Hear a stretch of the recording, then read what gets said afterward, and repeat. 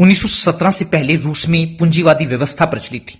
इस व्यवस्था में उत्पादन के साधनों जैसे कृषि उद्योगों पर कुछ ही लोगों का अधिकार था।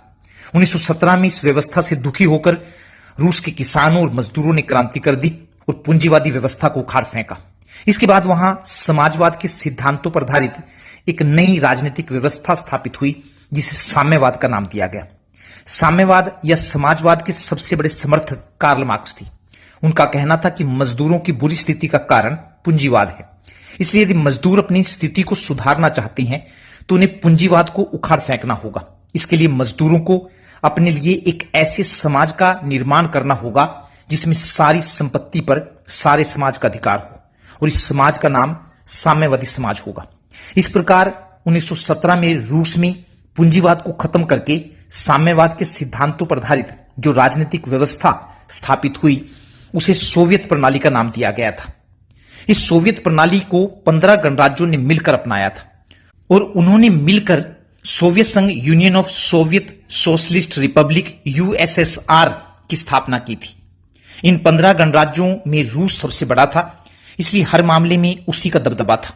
सोवियत संघ का पूरा शासन रूस की राजधानी मॉस्को से चलता था। इस सोवियत प्रणाली के द्वारा सोवियत संघ में कई व्यवस्थाएं की गई थी, जैसे देश की अर्थव्यवस्था पर सरकार का नियंत्रण स्थापित किया गया, सभी नागरिकों के लिए एक न्यूनतम जीवन स्तर सुनिश्चित किया गया और इस न्यूनतम जीवन स्तर को बनाए रखने की जिम्मेदारी सरकार को दी गई। लोगों को मूलभूत आवश्यकता की वस्तुएं जैसे रोटी, शिक्षा, स्वास्थ्य, बच्चों की देखभाल आदि रियायती दरों पर उपलब्ध करवाई जाने लगी। इससे जो घाटा होता था उसे सरकार द्वारा वहन किया जाता था। सभी लोगों को उनकी योग्यता के अनुसार रोजगार उपलब्ध करवाना सरकार की जिम्मेदारी तय की गई। पूरे देश में एक ही दल अर्थात साम्यवादी दल का शासन स्थापित किया गया, लेकिन इस दल को जनता के प्रति जिम्मेदार नहीं बनाया गया। इस प्रकार से एक दल की तानाशाही स्थापित की गई। रेडियो, टेलीविजन और समाचार पत्रों पर सरकार का नियंत्रण स्थापित किया गया। ऐसी स्थिति में लोगों को ना तो अपने विचार प्रकट करने का अधिकार था और ना ही वे सरकार के गलत कामों की आलोचना कर सकते थे। न्यायपालिका को भी सरकार के नियंत्रण में रखा गया। उसका काम सरकार के कामों को सही ठहराकर उसके कामों में सहयोग देना था। इस प्रकार न्यायपालिका स्वतंत्र नहीं थी। इस साम्यवादी व्यवस्था को अपनाकर सोवियत संघ ने काफी प्रगति की। नियोजन के द्वारा इस देश ने जो विकास किया वह दुनिया के दूसरे देशों के लिए एक मॉडल बन गया। दूसरे विश्व युद्ध के बाद सोवियत संघ एक महाशक्ति के रूप में उभरकर सामने आया। अमेरिका को छोड़ दें तो सोवियत संघ की अर्थव्यवस्था शेष विश्व की अर्थव्यवस्था से काफी विकसित थी। सोवियत संघ के पास खनिज तेल, लोहा, इस्पात के विशाल भंडार थे। उसके पास काफी उन्नत संचार प्रणाली थी। दूर दराज के इलाकों तक पहुंचने के लिए एक सुव्यवस्थित रेलवे नेटवर्क था। इसके अलावा सोवियत संघ का घरेलू उपभोक्ता उद्योग भी काफी उन्नत था और यहां सुई से लेकर कार तक सभी चीजें बनती थी। हालांकि वे गुणवत्ता के मामले में इतनी अच्छी नहीं थी। अपनी मजबूत आर्थिक स्थिति के बल पर सोवियत संघ ने पूर्वी यूरोप के देशों को अमेरिका की चंगुल से बचाने के लिए आर्थिक सहायता भी दी।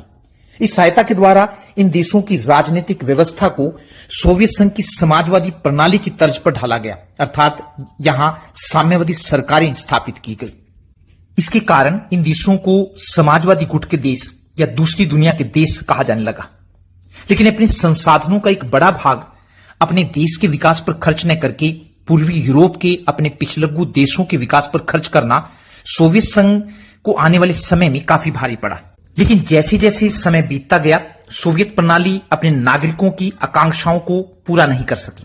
ऐसी स्थिति में नागरिकों का इस प्रणाली से मोहभंग हो गया। इस प्रणाली में कई ऐसी कमियां थी जो सोवियत संघ के विघटन का कारण बनी। 1945 में जब दूसरा विश्व युद्ध खत्म हुआ तो अमेरिका और सोवियत संघ दो महाशक्तियों के रूप में उभरकर सामने आए। ये दोनों देश अपनी अपनी शक्ति को दिखाना चाहते थे।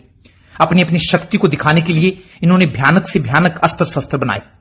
सोवियत संघ ने अमेरिका से ज्यादा शक्तिशाली बनने के लिए अपने सभी संसाधनों को देश के आर्थिक विकास पर न लगाकर नए नए अस्त्र शस्त्र बनाने पर खर्च कर दिया। अस्त्र शस्त्रों पर ज्यादा खर्च करने से देश की आर्थिक स्थिति बिगड़ गई। आर्थिक स्थिति बिगड़ जाने से देश में बुनियादी चीजों की कमी हो गई। बुनियादी चीजों की कमी होने से सोवियत संघ के अधीन राज्यों की जनता का जीवन कठिन हो गया। इसलिए उन्होंने सोवियत संघ से अलग होने का निर्णय लिया। सोवियत संघ में एक खास बात यह भी थी कि यहां जनता को कम कीमत पर आवश्यक वस्तुएं उपलब्ध करवाई जाती थी। इससे जो घाटा होता था उसे सरकार द्वारा वहन किया जाता था। लेकिन जब देश की आर्थिक स्थिति बिगड़ी तो उत्पादन कम हो गया। उत्पादन कम होने पर देश में आवश्यक वस्तुओं की कमी हो गई। ऐसी स्थिति में सरकार ने आवश्यक वस्तुओं का आयात करना शुरू कर दिया। इससे आयात बढ़ गई तथा निर्यात कम हो गई। आयात बढ़ने से सरकार का घाटा बढ़ने लगा, जिसके कारण देश की आर्थिक स्थिति और भी खराब हो गई। ऐसी स्थिति में सरकार लोगों की आवश्यकताएं पूरी नहीं कर पाई। इससे लोग सरकार से नाराज हो गए और उन्होंने सोवियत संघ से अलग होने का निर्णय किया। सोवियत संघ में एक दल अर्थात साम्यवादी दल का जो शासन स्थापित किया गया था वह भी सोवियत संघ के विघटन का कारण बना। लंबे समय तक शासन करते रहने के कारण यह दल जनता के कल्याण के प्रति बेखबर हो गया था। जनता के प्रति इस दल की कोई जिम्मेदारी नहीं थी। इस दल द्वारा जनता की अनदेखी करना भी लोगों के गुस्से का कारण बना। लोग ऐसी शासन प्रणाली की मांग करने लगे थे जिसमें सभी विचारों को महत्व मिले। अतः साम्यवादी दल का 70 साल का तानाशाही शासन भी सोवियत संघ के विघटन का कारण बना।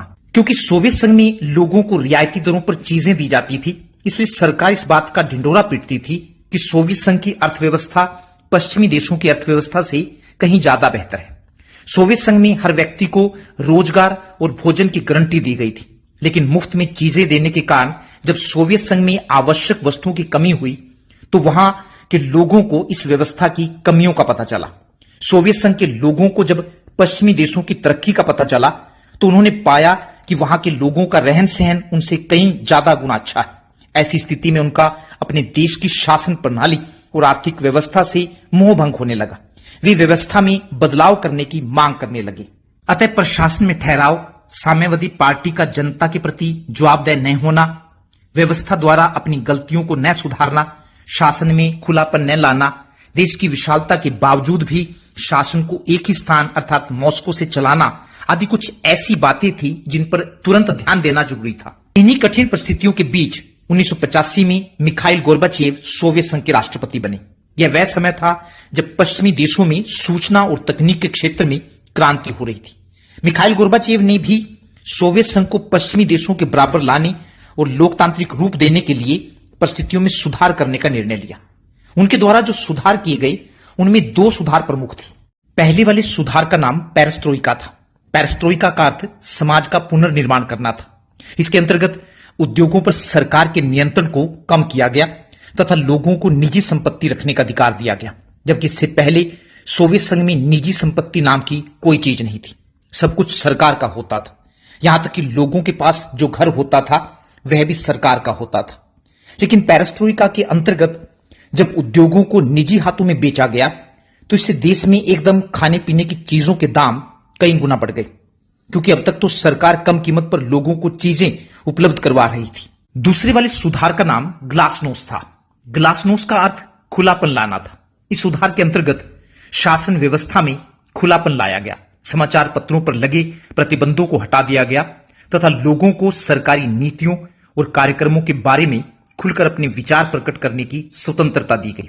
जैसे ही लोगों को विचार प्रकट करने की स्वतंत्रता मिली तो लोगों ने खुलकर सरकार की आलोचना करनी शुरू कर दी और गणराज्यों के लोग सोवियत संघ से अलग होने की मांग करने लगे। इसी बीच पूर्वी यूरोप के जो देश सोवियत संघ वाले गुट में शामिल थे उन देशों की जनता ने भी सोवियत संघ का विरोध करना शुरू कर दिया। इससे पूर्वी यूरोप के देशों में साम्यवादी सरकारें एक के बाद एक करके गिरने लगी। अतः यह कहा जा सकता है कि मिखाइल गोर्बाचेव ने सुधारों से जिन परिणामों की उम्मीद की थी वैसा कुछ नहीं हुआ, बल्कि उसका उल्टा ही हुआ। इसका एक कारण यह था कि जब गोर्बाचेव ने सुधारों को लागू किया तब तक काफी देर हो चुकी थी। तब तक परिस्थितियां इतनी खराब हो चुकी थी कि उनको सुधारने के लिए वे सुधार काफी कम और धीमे थे। इसी बीच लोगों की अपेक्षाएं भी काफी बढ़ गई थी।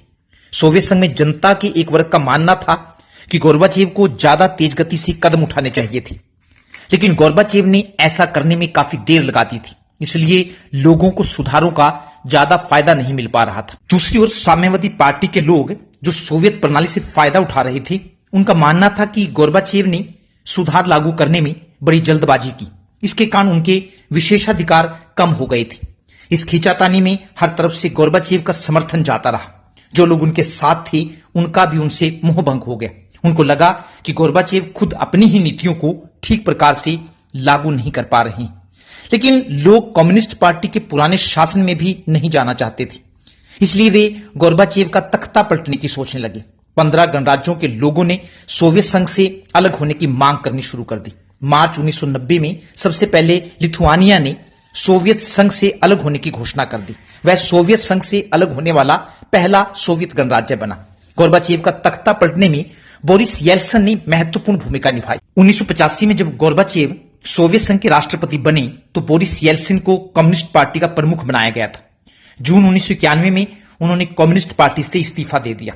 इस्तीफा देने के बाद वे चुनाव जीतकर रूस के राष्ट्रपति बन गए। राष्ट्रपति बनने के बाद उन्होंने केंद्रीय नियंत्रण को मानने से इनकार कर दिया। इससे सत्ता मॉस्को से गणराज्यों की तरफ खिसकने लगी।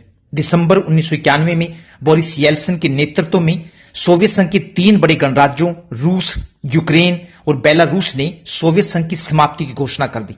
25 दिसंबर 1991 को गोर्बाचेव ने सोवियत संघ के राष्ट्रपति पद से इस्तीफा दे दिया। इसी के साथ सोवियत संघ का अंत हो गया। क्योंकि 15 गणराज्यों में रूस सबसे बड़ा था, इसलिए रूस को सोवियत संघ का उत्तराधिकारी स्वीकार किया गया तथा सुरक्षा परिषद में सोवियत संघ की सीट भी उसी को मिली।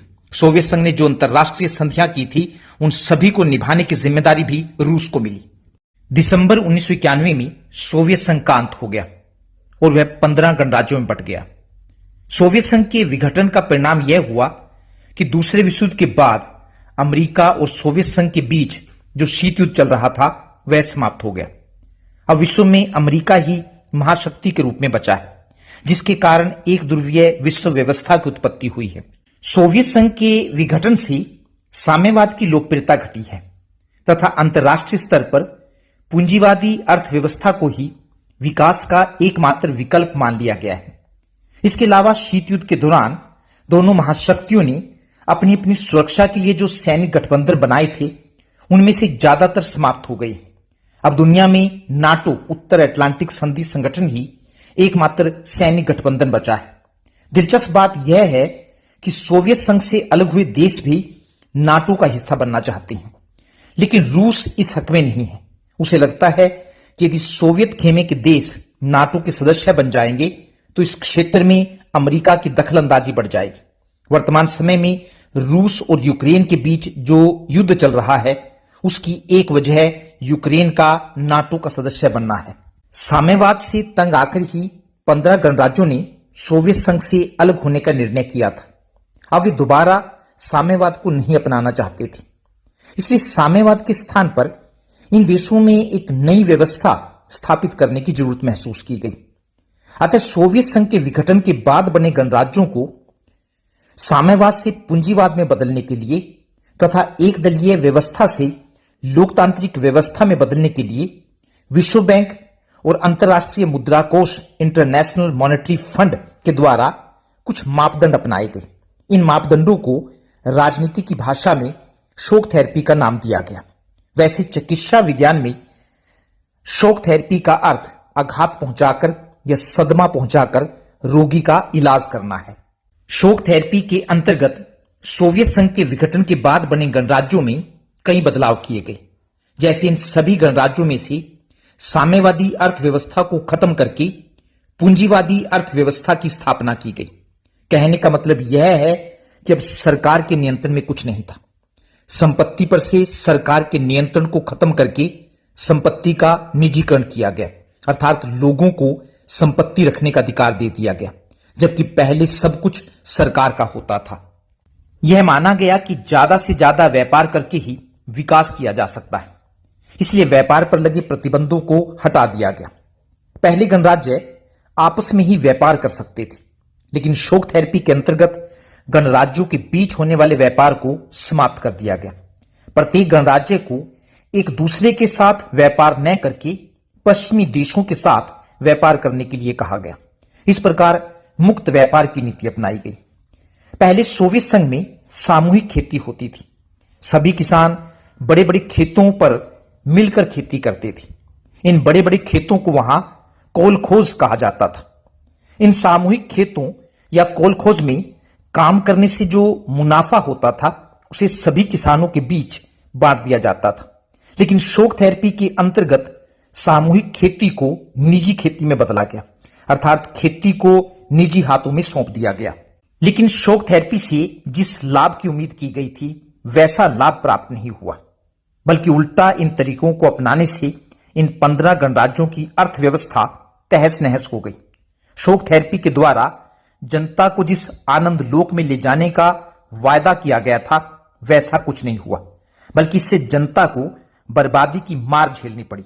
शॉक थेरेपी को अपनाने से पहले उद्योग धंधों पर सरकार का नियंत्रण था, लेकिन शॉक थेरेपी के अंतर्गत जब उद्योग धंधों को निजी हाथों में बेचने का निर्णय लिया गया तो इसके लिए कोई औद्योगिक नीति नहीं बनाई गई, बल्कि सब कुछ बाजार के हवाले छोड़ दिया गया। बाजार के हवाले छोड़ने का परिणाम यह हुआ कि सभी उद्योगों का मटियामेट हो गया। हालांकि उद्योगों की इस महाबिक्री में उद्योग धंधों को खरीदने के लिए नागरिकों को अधिकार पत्र वाउचर दिए गए थे, लेकिन उस समय सोवियत संघ का बुरा हाल था। देश में आवश्यक वस्तुओं की भारी कमी थी तथा कीमतें आसमान छू रही थी। लोगों को आवश्यक वस्तुएं खरीदने के लिए नगद धनराशि की जरूरत थी, इसलिए उन्होंने इन अधिकार पत्रों वाउचर्स को बहुत ही कम कीमत पर सरकारी अधिकारियों को बेच दिया। क्योंकि सोवियत संघ में लंबे समय तक एक ही दल का शासन था, एक ही दल का शासन होने के कारण सरकारी अधिकारी पैसे वाले बन गए थे। बाद में इन्हीं सरकारी अधिकारियों ने जनता से बहुत ही कम कीमत पर खरीदे गए इन अधिकार पत्रों के द्वारा मिट्टी के मोल सरकारी उद्योग धंधों को खरीद लिया। सरकारी उद्योग धंधों की इस खरीद को इतिहास की सबसे बड़ी garage sale, the largest garage sale in history कहा जाता है।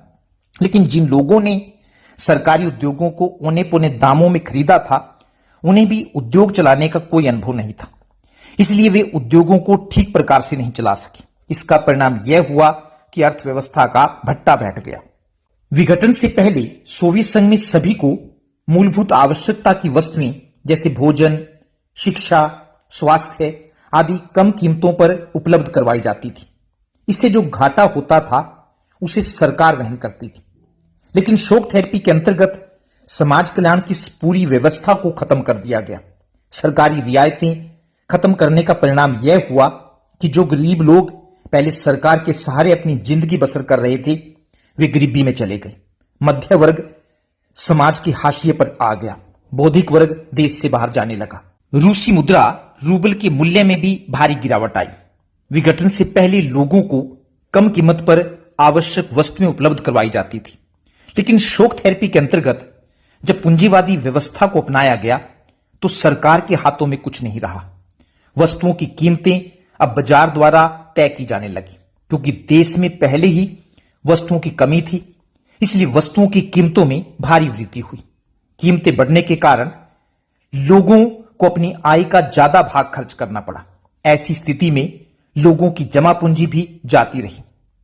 सोवियत संघ एक ऐसा देश था जहां सभी को उनकी योग्यता के अनुसार रोजगार मिला हुआ था, इसलिए वहां अमीर और गरीब का ज्यादा अंतर नहीं था। लेकिन शॉक थेरेपी के अंतर्गत जब उद्योगों और कृषि का निजीकरण किया गया तो पूंजी फिर से कुछ लोगों के हाथों में सीमित हो गई, जिसके कारण अमीर और गरीब का अंतर काफी बढ़ गया।